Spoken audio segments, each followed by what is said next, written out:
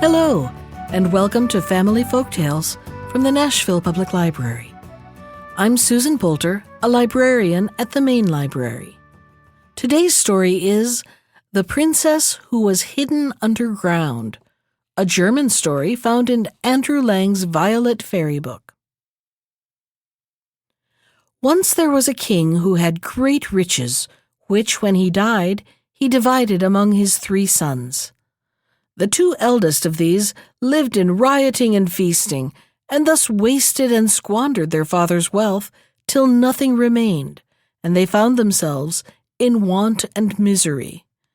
The youngest of the 3 sons, on the contrary, made good use of his portion.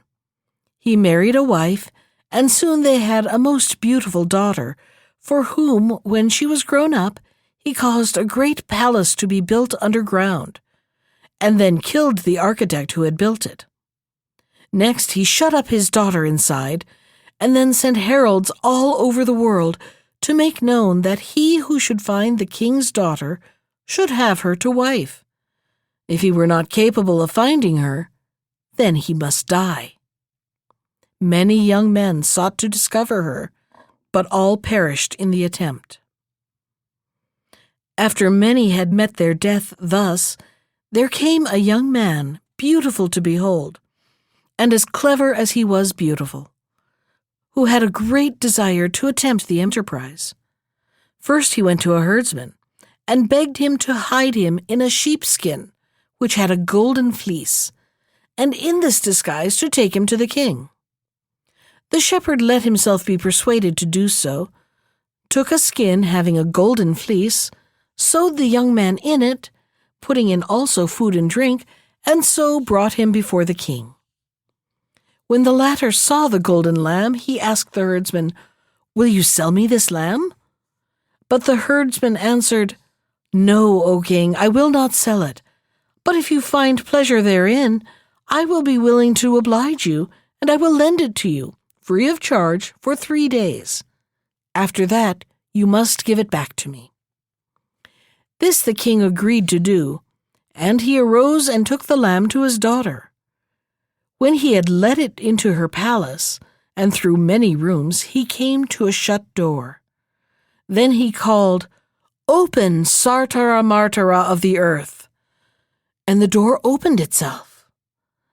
After that they went through many more rooms, and came to another closed door. Again the king called out, "Open, Sartara Martara of the earth," and this door opened like the other, and they came into the apartment where the princess dwelt, the floor, walls, and roof of which were all of silver. When the king had embraced the princess, he gave her the lamb to her great joy. She stroked it, caressed it, and played with it. After a while the lamb got loose, which, when the princess saw, she said, "See, father, the lamb is free." But the king answered, "It is only a lamb. Why should it not be free?" Then he left the lamb with the princess and went his way. In the night, however, the young man threw off the skin. When the princess saw how beautiful he was, she fell in love with him and asked him, "Why did you come here disguised in a sheepskin like that?" Then he answered, "When I saw how many people sought you and could not find you, and lost their lives in so doing, I invented this trick, and so I am come safely to you." The princess exclaimed, "You have done well so to do, but you must know that your wager is not yet won, for my father will change me and my maidens into ducks, and will ask you, which of these ducks is the princess? Then I will turn my head back, and with my bill I will clean my wings, so that you may know me." When they had spent 3 days together, chatting and caressing one another, the herdsman came back to the king, and demanded his lamb. Then the king went to his daughter to bring it away, which troubled the princess very much, for she said they had played so nicely together. But the king said, "I cannot leave it with you, my daughter, for it is only lent to me." So he took it away with him, and gave it back to the shepherd. Then the young man threw the skin from off him, and went to the king, saying, "Sire, I am persuaded I can find your daughter." When the king saw how handsome he was, he said, "My lad, I have pity on your youth. This enterprise has already cost the lives of many, and will certainly be your death as well." But the young man answered, "I accept your conditions, O king. I will either find her or lose my head." Thereupon he went before the king, who followed after him, till they came to the great door. Then the young man said to the king, "Speak the words that it may open." And the king answered, "What are the words? Shall I say something like, 'Shut, shut, shut'?" "No," said he. "Say, 'Open, Sartara Martara of the earth.'" When the king had so said, the door opened of itself, and they went in, while the king gnawed his mustache in anger.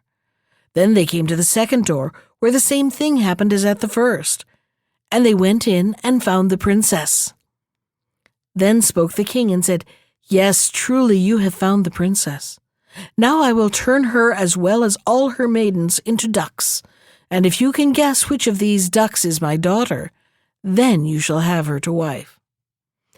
And immediately the king changed all the maidens into ducks, and he drove them before the young man and said, "Now show me which is my daughter." Then the princess, according to their understanding, began to clean her wings with her bill, and the lad said, "She who cleans her wings is the princess." Now the king could do nothing more but give her to the young man to wife, and they lived together in great joy and happiness.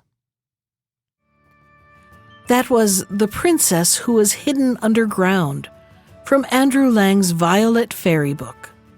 Special thanks to Ginger Sands for our theme music. You can find more of Ginger's music at iTunes or on her website at www.gingersands.com.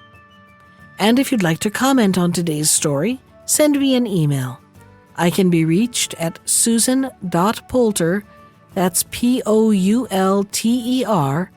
@nashville.gov. Thanks for listening.